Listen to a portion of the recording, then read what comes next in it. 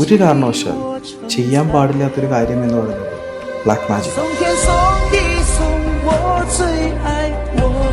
ദയവ് ചെയ്യും ഇങ്ങനെ ചെയ്തിട്ട് നശിപ്പിക്കരുത്. എൻ്റെ പേരക്കുട്ടികൾ എന്തിനനുഭവിക്കണം? ഞാനായിട്ട് അങ്ങോട്ട് തീർന്നാൽ പോരെ. പക്ഷെ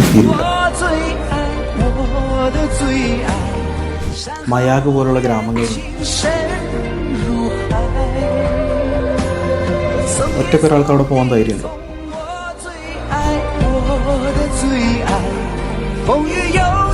ഇപ്പോഴും ബ്ലാക്ക് മാജിക്കിലും പിടിച്ചുകൊണ്ടിരിക്കുകയാണോ എന്ന് ചോദിക്കുന്ന ആളുകളുണ്ട്. അവരോട് എന്താണ് പറയാനുള്ളത്? അങ്ങനെ പിടിച്ചുകൊണ്ടിരുന്ന ഒരാളാണ് ഞാനും. ഈ കുടുംബത്തിലെ എല്ലാവർക്കും പല പ്രശ്നങ്ങളായിട്ട് ഒരു എന്താ പറയുക, നമ്മൾ റിച്ചസ്റ്റ് പേഴ്സൺ നശിച്ച് മരിക്കാൻ വാടക വീട്ടിലാണ്. ഇയാൾക്ക് സ്വന്തമായിട്ട് അന്നത്തെ കാലത്ത് ഇയാൾക്ക് നിങ്ങൾ മറ്റൊരാളുടെ വിജയം കണ്ട് നിങ്ങൾക്ക് അസൂയ തോന്നുന്നുണ്ടെങ്കിൽ അയാളെക്കാൾ വിജയിക്കാൻ നിങ്ങൾ ശ്രമിക്കുക, നശിപ്പിക്കരുത്. നിങ്ങളുടെ പ്രൊഫൈലിനെ പറ്റി അന്വേഷിച്ച് ചെന്നപ്പോഴാണ് ഒരു കാര്യം മനസ്സിലായത്. നിങ്ങൾ സൗജന്യമായിട്ട് ഓരോ ക്യാമ്പുകൾ കണ്ടക്ട് ചെയ്യുകയാണ്. ഇന്ന് ഓരോ ആളുകളും ഇത്തരത്തിലുള്ള ഹീലിംഗ് മൊഡാലിറ്റികളുടെ ക്യാമ്പുകൾ ഒരുപാട് പണം ചോദിച്ചിട്ടാണ്, അല്ലെങ്കിൽ 10,000 2,000 അല്ലെങ്കിൽ മിനിമം 2,000 രൂപയാണ്, അല്ലെങ്കിൽ 5,000 10,000 രൂപയൊക്കെ കൊടുത്തിട്ടാണ് ഓരോ ക്യാമ്പുകൾ അറ്റൻഡ് ചെയ്തത്. നിങ്ങൾ സൗജന്യമായിട്ട് ഇതിൻ്റെ ക്യാമ്പുകൾ കൊടുക്കുന്നത്? ചെറിയൊരു ക്ലാരിറ്റി ഉണ്ട്. It's online camp, online workshops ആണ്, ഓൺലൈൻ ഹീലിംഗ് ക്യാമ്പുകളാണ് ഞങ്ങൾ മെയിൻലി ചെയ്യുന്നത്. അത് വേറൊന്നും കൊണ്ടല്ല, ഞങ്ങൾക്ക് ഒരു ദിവസം 100+ കോൾസ് ആണ് ഒരു ദിവസം വരുന്നത്. എല്ലാ ഹീലർമാരാണ്? എല്ലാ ഹീലേഴ്സ് അല്ല, ഇവർക്ക് ഹീലിംഗ് ആവശ്യമുള്ള ആൾക്കാരും ഹീലേഴ്സും വിളിക്കുന്നുണ്ട്. ഇവരുടെ പ്രോബ്ലംസ് എന്ന് പറയുന്നത് പല ആൾക്കാർക്കും പല പ്രോബ്ലംസാണ്. അങ്ങനെ ഞങ്ങൾ മാക്സിമം ഞങ്ങൾക്ക് ഒരു ദിവസം, ഇപ്പോൾ ഞങ്ങളെ ടീം എന്ന് പറയുന്ന ചെറിയ ടീമാണ്, ഞങ്ങൾക്ക് മാക്സിമം ഒരു 20 ആൾക്കാർ ഒരു ദിവസം ഹീൽ ചെയ്യാം. ഇതിന് കൂടുതൽ നമുക്ക് പോസിബിൾ അല്ല, കാരണം എല്ലാവരും ഞങ്ങളുടെ ടീമിലെല്ലാവരും അവൈലബിൾ ആയിക്കൊള്ളുന്നില്ല. അപ്പം ഇതൊരു വലിയ പ്രോബ്ലമാണ്. കാരണം എന്താണെന്ന് വെച്ചാൽ ആൾക്കാരുടെ എണ്ണം കൂടി വരും, ഈ സൈഡിൽ നമുക്ക് ഹീൽ കൊടുക്കാനും പറ്റുന്നില്ല. അങ്ങനെ ഞങ്ങൾ കണ്ടുപിടിച്ചൊരു സൊല്യൂഷനാണ് വീക്ക്ലി വൺസ്, ജസ്റ്റ് ഒരു 8 മണി മുതൽ ഒരു 10 മണി വരെ ഫ്രീ ഹീലിംഗ് ക്യാമ്പ്.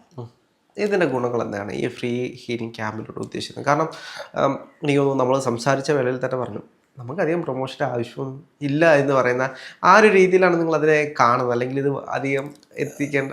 അത് കറക്റ്റാണ് രാഹുൽ പറഞ്ഞത്. ഞങ്ങൾ ഇതുവരെ ഞങ്ങളെ ഹീലിംഗ് ക്യാമ്പിൽ ഞങ്ങളുടെ ആഡ് പുഷ് ചെയ്യാറില്ല. നിങ്ങൾ ഞങ്ങളുടെ കോഴ്സിന് ചേരൂ, നിങ്ങൾ അത് ചെയ്യൂ, ഇത് ചെയ്യൂ, അതിന് വേണ്ടിയിട്ടല്ല ആ ഒരു കാര്യം. നമ്മുടെ ഹീലിംഗ് ക്യാമ്പിൻ്റെ പ്യുവർ ഉദ്ദേശം എന്ന് പറയുന്നത്, ഒരുപാട് കാശില്ലാത്ത ആൾക്കാരുണ്ട്, കാശുള്ള ആൾക്കാരും ഉണ്ട്. ഇവർക്ക് എല്ലാവർക്കും ഹീലിംഗ് ആവശ്യമാണ്. അത് നമ്മൾ ഫ്രീ ആയിട്ട് വീക്ക്ലി വൺസ് നമ്മൾ കൊടുക്കുക. ഇതിൽ നമുക്ക് കിട്ടുന്ന ഏറ്റവും വലിയ എന്താണ് ബെനിഫിറ്റ് എന്ന് ചോദിക്കുന്ന സമയത്ത് ഞാൻ കിട്ടുന്ന ഏറ്റവും വലിയൊരു ബെനിഫിറ്റ് എന്ന് പറയുന്നത്, ഈ ഹീലിംഗ് ക്യാമ്പ് കഴിഞ്ഞ് അടുത്ത ആഴ്ചത്തെ ഹീലിംഗ് ക്യാമ്പിൽ എനിക്ക് പലപ്പോഴും കേൾക്കുന്ന പല റിവ്യൂസ് ഉണ്ടല്ലോ, അവരുടെ ഒരു എക്സ്പീരിയൻസ്, നമ്മൾ പോലും നെട്ടിപ്പോകുന്ന എക്സ്പീരിയൻസ് പറയുന്ന ആൾക്കാരുണ്ട്. എന്നോട് പറഞ്ഞു തന്നെ, എനിക്ക് അടുക്കളയിൽ ജോലി ചെയ്താൽ, ഞാനൊരു 10 മിനിറ്റ് ജോലി ചെയ്താൽ ഒരു 15 മിനിറ്റ് മുതൽ അരമണിക്കൂർ റെസ്റ്റ് എടുത്തിട്ടാണ് പിന്നെ ജോലി ചെയ്യുക. കാരണം ക്ഷീണം, ഊരവേദന, ഇങ്ങനെയുള്ള ശാരീരിക ബുദ്ധിമുട്ട്. ഇപ്പോൾ സാറേ ഞങ്ങൾ രാവിലെ തുടങ്ങിയാൽ വൈകുന്നേരം നിർത്തുള്ളൂ. ഈ ലെവലിൽ ആൾക്കാർ നമ്മളോട് ഇത് പറയും. ആ ക്യാമ്പിൽ ഞാൻ കാണുന്ന അത് ഫ്രീ ആണ്. ഞാൻ രാഹുലിന് അതിൻ്റെ ലിങ്ക് അയച്ചു തരാം. രാഹുൽ വേണമെങ്കിൽ ഡിസ്ക്രിപ്ഷനിൽ അതൊന്ന് പിൻ ചെയ്താൽ മതി. ഒരു കമ്മ്യൂണിറ്റിയാണ്, ജസ്റ്റ് കമ്മ്യൂണിറ്റിയിൽ അവർക്ക് ജോയിൻ ചെയ്താൽ ആർക്ക് വേണമെങ്കിലും, അൺലിമിറ്റഡ് നമ്പേഴ്സ്, ആർക്ക് വേണമെങ്കിലും ജോയിൻ ചെയ്യാം. ഒൺലി വൺ കണ്ടീഷൻ, 8:30 മണി എന്ന് പറഞ്ഞാൽ 8:35 ആകുമ്പോൾ പിന്നെ ജോയിൻ ചെയ്യാൻ പറ്റില്ല. ഞങ്ങൾ ക്ലോസ് ചെയ്ത് കളയും. വേറെ ഒന്നുമല്ല, ഹീലിംഗ് സ്റ്റാർട്ട് ചെയ്ത് കഴിഞ്ഞിട്ട് നടുവിൽ കയറാൻ പറ്റില്ല. അപ്പോൾ കറക്റ്റ് 8:30 എന്ന് പറഞ്ഞാൽ 8:30 ജോയിൻ ചെയ്യണം. ഇതിൽ മറ്റൊരു കാര്യം എന്ന് പറയുന്നത്, ഇപ്പോൾ ചില ആളുകൾ തന്നെ പറഞ്ഞിട്ടുണ്ട്, ഇത്തരത്തിൽ സൗജന്യം കൊടുക്കുന്ന ഹീലിങ്ങിലൊന്നും ചെന്ന് കയറരുത്, ചെന്ന് പണി വാങ്ങിക്കരുത്. ഇപ്പോൾ പല ഹീലിങ്ങിലും പോയി പണി കിട്ടിയെന്നൊക്കെ പറയുന്ന ആളുകളൊക്കെ ഉണ്ട്. അങ്ങനെ എന്തെങ്കിലും പണികൾ കിട്ടുമ്പോൾ, കാരണം സൗജന്യമായിട്ടൊരു സാധനം കൊടുക്കുമ്പോൾ പലപ്പോഴും ആളുകൾക്കത് സൗജന്യം ഫ്രീ ആ ഒരു രീതിയിലാണ് അവർ കാണുന്നത്. അപ്പോൾ ഈ ഒരു ഹീലിംഗ് മൊഡാലിറ്റി ഇത് പവർഫുള്ളാണ് എന്നാണ് പറയുന്നത്. ഇപ്പോൾ റേക്കിയും പ്രാണിക് ഹീലിംഗ്, ഇത്തരത്തിലുള്ള ഹീലർമാരെ വരെ ഹീൽ ചെയ്യുന്നൊരു മൊഡാലിറ്റി ആയിട്ട് യൂസ് ചെയ്യുമ്പോൾ അത് സൗജന്യമായിട്ട് കൊടുത്ത് അത് ഉപയോഗിച്ച് കഴിഞ്ഞാൽ പണി കിട്ടുമോ? ഒരിക്കലും ഇല്ല. കാരണം നമ്മൾ ചെയ്തുകൊണ്ടിരിക്കുന്നത് ഒരു നല്ല കാര്യമാണ്. ഒരാളുടെ ഒരു പ്രോബ്ലം സോൾവ് ചെയ്ത് കൊടുക്കുക. നമ്മളെ സംബന്ധിച്ച് നമുക്ക് അതിൻ്റെ അകത്തുള്ള ബെനിഫിറ്റ് എന്ന് പറയുന്നത് ഇവരുടെ ചിരിയാണ്, ഇവരുടെ സന്തോഷമാണ്. ഇപ്പോൾ ചില ആൾക്കാരൊക്കെ പറയുന്നത്, സാറേ ഭർത്താവായിട്ട് എന്നും പ്രശ്നമായിരുന്നു, സാറേ ഹീലിംഗ് ക്യാമ്പ് കയറിയതിനു ശേഷം സത്യം പറയാം ഭയങ്കര സമാധാനമുണ്ട്. രാഹുൽ ഇത്ര പോരെ? ഒരു ഹ്യൂമൻ നമ്മളായിട്ടൊന്നും ചെയ്യുന്നില്ല, we are just a medium. നമ്മളെക്കൊണ്ട് ഒരാൾക്ക് എന്താ പറയുക, നമുക്ക് ഒരുപാട് സാമ്പത്തികമായിട്ട് കൊടുക്കാൻ പറ്റില്ല, നമുക്ക് അതിനൊക്കെ പരിമിതികളുണ്ട്. സാമ്പത്തികം ഒന്നും നമ്മളല്ല, നമുക്ക് കൺട്രോൾ ചെയ്യാൻ പറ്റില്ല, അല്ലെങ്കിൽ നമുക്ക് എല്ലാവരുടെ പ്രശ്നങ്ങളും തീർക്കാൻ പറ്റില്ല. ഒരാളുടെ ഒരു ചിരി നമ്മൾ കാരണം ഉണ്ടായാൽ അതാണ് നമ്മുടെ ഏറ്റവും വലിയ വിജയം. അല്ല, ഈ ഫ്രീ എന്ന് പറയുമ്പോൾ അതിൻ്റെ പിന്നിൽ എന്തെങ്കിലുമൊക്കെ പലപ്പോഴും കാണാറുണ്ട്. ഇപ്പോൾ എന്തെങ്കിലും കോഴ്സുകൾ, ഇപ്പോൾ നമ്മൾ പലപ്പോഴും ഫ്രീ ബൂട്ട് ക്യാമ്പുകളൊക്കെ അറ്റൻഡ് ചെയ്യാറുണ്ട്. എന്നിട്ട് അവരുടെ കോഴ്സുകൾ ഇപ്പോൾ 7,000, 10,000, 20,000 രൂപ വരുന്ന കോഴ്സുകൾ പലപ്പോഴും ബൂസ്റ്റ് ചെയ്യാറുണ്ട്. അപ്പോൾ അങ്ങനെ ഒരു ഉദ്ദേശവുമില്ലാതെ ഫ്രീ ആയിട്ട് ആളുകൾക്ക് കൊടുക്കുക, അതൊരു പാഷൻ്റെ പുറത്ത് ചെയ്യുകയാണ്. അതൊരു പാഷനല്ല, ഞങ്ങൾ ഒരു തവണ ഇത് ട്രൈ ചെയ്ത് തുടങ്ങി, പിന്നെ സത്യം പറയാൻ നിർത്താൻ പറ്റുന്നില്ല. ഇപ്പൊ സത്യത്തിൽ ഞങ്ങൾ ഒരാഴ്ച ഇത് അനൗൺസ് ചെയ്തിട്ടില്ലെങ്കിൽ ഫോണിൽ ഏറ്റവും കൂടുതൽ മെസ്സേജ് വരുന്നത്, സാർ ഈ ആഴ്ച ഇല്ലേ? കാരണം ഞങ്ങൾ ക്ലാസ് നടക്കുന്ന ആഴ്ചകളിൽ ഞങ്ങൾ സ്കിപ്പ് ചെയ്യാറുണ്ട്. അപ്പോൾ അങ്ങനെയൊക്കെ വരുന്ന സമയത്ത് പോലും ഞങ്ങൾ സൺഡേസിലൊക്കെ കൊണ്ടുപോയിട്ട് ക്യാമ്പ് വെക്കും. കാരണം അത്ര എൻക്വയറി വരും. അപ്പോഴാണ് എനിക്കിതിൻ്റെ ഒരു ബെനിഫിറ്റ് മനസ്സിലാവുന്നത്. ഇപ്പം ഞങ്ങളത് സ്റ്റോപ്പ് ചെയ്യുന്നില്ല, ഇപ്പം എല്ലാ ആഴ്ചയിലും ഞങ്ങളത് കണ്ടിന്യൂസ് ആയിട്ട് ചെയ്തുകൊണ്ടിരിക്കും. ഈ ഹീലിംഗ് ഒക്കെ ചെയ്യുന്ന സമയത്താണ് പല ആളുകളെയും പൊസഷൻ, ഇപ്പോൾ അവരുടെ വേറെ ഒരു എൻറ്റിറ്റിയൊക്കെ അവരുടെ ഉള്ളിലുണ്ട്, അല്ലെങ്കിൽ ക്യാരക്ടർ ബിഹേവിയർ ചേഞ്ച്, ഇത്തരത്തിലുള്ള കാര്യങ്ങൾ പലപ്പോഴും ഇത്തരത്തിലുള്ള ഹീലിംഗ് ചെയ്യുമ്പോഴാണ്. ഈ ഗ്രൂപ്പായിട്ട് ഹീലിംഗ് ചെയ്യുമ്പോൾ നമുക്കിത് അഡ്രസ്സ് ചെയ്യാൻ കഴിയുമോ, അല്ലെങ്കിൽ ആ സമയത്തുണ്ടാകുന്ന പ്രശ്നങ്ങൾ മറ്റുള്ളവരെയും ബാധിക്കാൻ ഇടയിൽ? ഒരിക്കലുമില്ല. ഈ ഹീലിങ്ങിൽ ഇരിക്കുന്ന ഓരോരുത്തരും പ്രൊട്ടക്റ്റഡ് ആയിരിക്കും. ഓരോരുത്തർക്കും നമ്മൾ സെപ്പറേറ്റ് ആയിട്ടാണ് ഓരോരുത്തരെയും ഹീൽ ചെയ്തുകൊണ്ടിരിക്കുന്നത്. അവരുടെ എനർജി മറ്റൊരാളിലേക്ക് പോകില്ല, ഇവരുടെ എനർജി ഇങ്ങോട്ടും വരില്ല. പിന്നെ നമ്മൾ ഈ പറഞ്ഞ പോലെ എൻറ്റിറ്റീസ് പോലുള്ള ഇഷ്യൂസ് നമ്മുടെ ഹീലിങ്ങിന് വരില്ല. ബിക്കോസ് ഇനീഷ്യലി നമ്മളത് പ്രൊട്ടക്റ്റ് ചെയ്തിട്ടാണ് ഹീലിംഗ് സ്റ്റാർട്ട് ചെയ്തത്. കാരണം ഞങ്ങൾക്കറിയാം, ഞങ്ങളുടെ ഓഫീസിൽ ഇപ്പം ലാസ്റ്റ് വീക്ക് ഒരു സംഭവം ഉണ്ടായി. കാസർഗോഡ് നിന്ന് ഒരു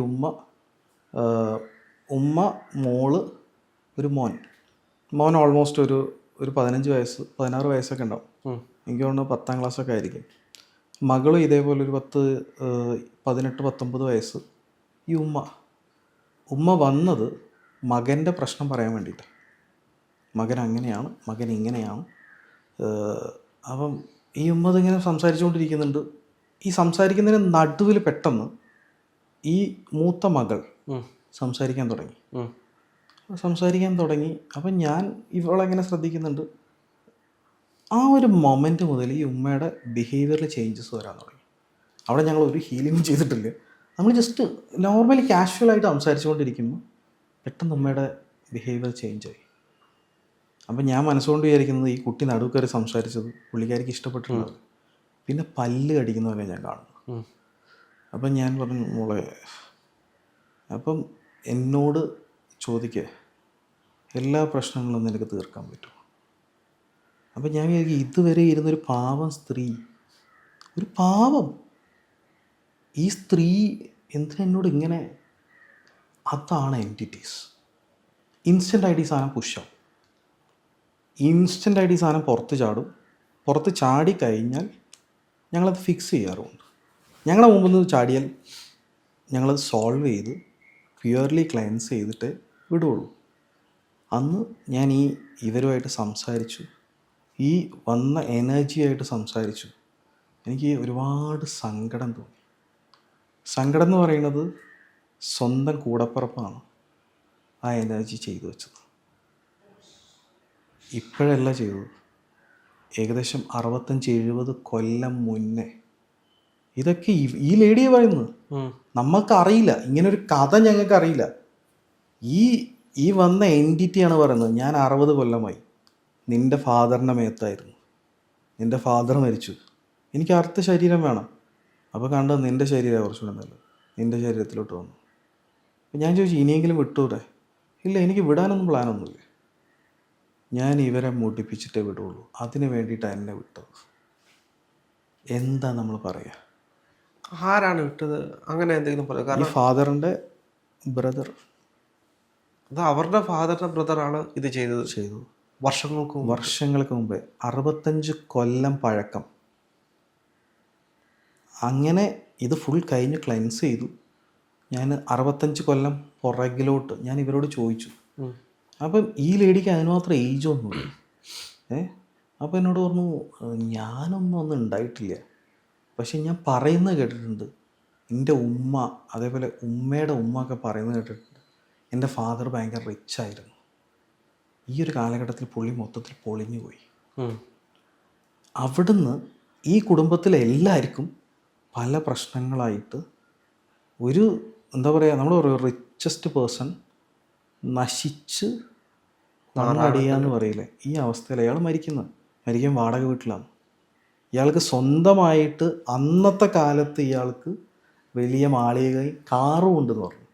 അപ്പം അയാൾ ആരായിരിക്കും? 65 കൊല്ലം മുന്നേ കാറുണ്ട് എന്ന് പറയുമ്പോൾ തന്നെ ഇയാൾ ആരായിരിക്കും എന്ന് നമുക്ക് ചിന്തിക്കാൻ പറ്റും. ആ ആൾ മരിക്കുന്നത് വാടക വീട്ടിൽ കിടന്നിട്ട്. അപ്പം പിന്നെ പറയുന്ന സ്റ്റോറി എന്ന് പറയുന്നത്, ഇത് ഇവരെ ഫാദർ മരിച്ചു. ഫാദർ മരിക്കുന്നവരെ ഇവരെ ഫാമിലിയിൽ വലിയ കുഴപ്പങ്ങളൊന്നുമില്ല. ഫാദർ മരിക്കുന്ന ഓൾമോസ്റ്റ് ഒരു 9-10 ഇയേഴ്സ്. അതിനുശേഷം ഇവരെ ഫാമിലി സെയിം ഇഷ്യൂ എന്ന് പറഞ്ഞാൽ, ഗൾഫിലുണ്ടായിരുന്ന ഭർത്താവിൻ്റെ ജോലി പോകുന്നു, ഇയാൾ നാട്ടിൽ വരുന്നു, ഇയാൾ മദ്യപാനിയാവുന്നു, മദ്യപിക്കാത്ത ഇയാൾ മദ്യപാനിയാവുന്നു, വീട്ടിലെന്നും പ്രശ്നം. ഞാൻ ഒറ്റ കാര്യം പറയുന്നുള്ളൂ, ഒരു കാരണവശാലും ചെയ്യാൻ പാടില്ലാത്തൊരു കാര്യം എന്ന് പറയുന്നത് ബ്ലാക്ക് മാജിക്കാണ്. നിങ്ങളൊരാളെ നശിക്കാൻ വേണ്ടിയിട്ട് നമ്മൾ ചെയ്യുന്നുണ്ടെങ്കിൽ അത് എന്നായാലും നിങ്ങൾക്ക് തിരിച്ചടി കിട്ടും. പക്ഷേ ഇതിൻ്റെ ഏറ്റവും വലിയൊരു വിഷയം എന്ന് പറയുന്നത്, നമ്മളിതെല്ലാം ആളുകളോട് പറയുമ്പോഴും ഇപ്പോൾ ശാസ്ത്രബോധമുള്ള ഒരുപാട് ആളുകളുണ്ട്. ഇപ്പോഴും ഇതൊക്കെ ഉണ്ടോ എന്ന് ചോദിക്കുന്ന ആളുകളുണ്ട്. ഇത് ശാസ്ത്രത്തിന് നിരക്കാത്തതല്ലേ? ശാസ്ത്രം ഇത്രയും വളർന്നിട്ട് 21-ാം നൂറ്റാണ്ടിലായിട്ടും ഇപ്പോഴും ബ്ലാക്ക് മാജിക്കിലും പിടിച്ചുകൊണ്ടിരിക്കുകയാണോ എന്ന് ചോദിക്കുന്ന ആളുകളുണ്ട്. അവരോട് എന്താണ് പറയാനുള്ളത്? അങ്ങനെ പിടിച്ചുകൊണ്ടിരുന്ന ഒരാളാണ് ഞാനും. ഇങ്ങനെയുള്ള എക്സാമ്പിൾസ് കാണുമ്പോഴാണ് നമ്മൾ നെട്ടിപ്പോകുന്നത്. അടുത്തൊരു കാര്യം എന്ന് വെച്ച് കഴിഞ്ഞാൽ, ഇന്ത്യയിൽ തന്നെ മയാഗ് പോലുള്ള ഗ്രാമങ്ങളുണ്ട്. ഒറ്റക്കൊരാൾക്ക് അവിടെ പോകാൻ ധൈര്യമുണ്ടോ? എന്താ പോയാൽ? ഇന്ത്യയിലാണ് ഞാൻ പറഞ്ഞത്. ഞാൻ യൂറോപ്യൻ കൺട്രിയിലോ അല്ലെങ്കിൽ ഉഗാണ്ടയിലോ ഒന്നല്ല പറഞ്ഞത്, ഇന്ത്യയിൽ മയാഗ്. നമ്മൾ പോകാൻ ധൈര്യമുണ്ടോ? എന്താണ് അവിടുത്തെ പ്രത്യേകത? മയാഗ് എന്ന് പറയുന്നത് ബ്ലാക്ക് മാജിക്കിൻ്റെ ഗ്രാമം. കൂടോത്രം മാത്രമേ അവർ ചെയ്യുള്ളൂ. ഇവിടെ വേറെ ബിസിനസ്സുകളൊന്നുമില്ല, പ്യുവർലി കൂടോത്രം. അതേപോലുള്ള സ്ഥലങ്ങളുണ്ട്. പക്ഷെ ഞാൻ ഒറ്റ കാര്യം പറയുള്ളൂ, നിങ്ങൾ ഒരിക്കലും ചെയ്യാൻ പാടില്ലാത്തൊരു കാര്യമുണ്ടെങ്കിൽ, മറ്റൊരാളെ നശിക്കാൻ വേണ്ടി നിങ്ങളൊന്നും ചെയ്യരുത്. നിങ്ങൾ മറ്റൊരാളുടെ വിജയം കണ്ട് നിങ്ങൾക്ക് അസൂയ തോന്നുന്നുണ്ടെങ്കിൽ അയാളെക്കാൾ വിജയിക്കാൻ നിങ്ങൾ ശ്രമിക്കുക. ദയവ് ചെയ്തു ഇങ്ങനെ ചെയ്തിട്ട് നശിപ്പിക്കരുത്. ഇത് നിങ്ങൾ താൽക്കാലികമായിട്ട് നിങ്ങൾക്ക് നശിപ്പിക്കാം. അത് കഴിഞ്ഞിട്ട് നിങ്ങളെ കുടുംബം, നിങ്ങളുടെ തലമുറ ഇതനുഭവിച്ചു കൊണ്ടേയിരിക്കും. എന്തിന്? ഞാൻ ചെയ്യുന്നൊരു തെറ്റിന് എൻ്റെ മകൻ എന്തിനനുഭവിക്കണം? എൻ്റെ പേരക്കുട്ടികൾ എന്തിനനുഭവിക്കണം? ഞാനായിട്ട് അങ്ങോട്ട് തീർന്നാൽ പോരെ? പക്ഷേ തീരൂല. ഞാൻ തെറ്റ് ചെയ്തിട്ടുണ്ടെങ്കിൽ എൻ്റെ സ്വത്തുക്കൾ എല്ലാവർക്കും കിട്ടുന്നുണ്ടാവുമല്ലോ. അതേപോലെ തന്നെ ഞാൻ ചെയ്ത കർമ്മയും കൂടി അവർ വാങ്ങി വെക്കണം. പക്ഷെ അവിടെയാണ് ഞങ്ങളുടെ സ്റ്റുഡൻസിനെ പവർഫുൾ ആക്കുന്നത്. അവരുടെ ഓറ സ്ട്രെങ്തൻ ചെയ്ത്, അവരുടെ സൂപ്പർ കോൺഷ്യസ് സ്ട്രെങ്തൻ ചെയ്ത് അവരെ ഞങ്ങൾ ഒരു സൂപ്പർ ഹ്യൂമൺ ആക്കി മാറ്റും.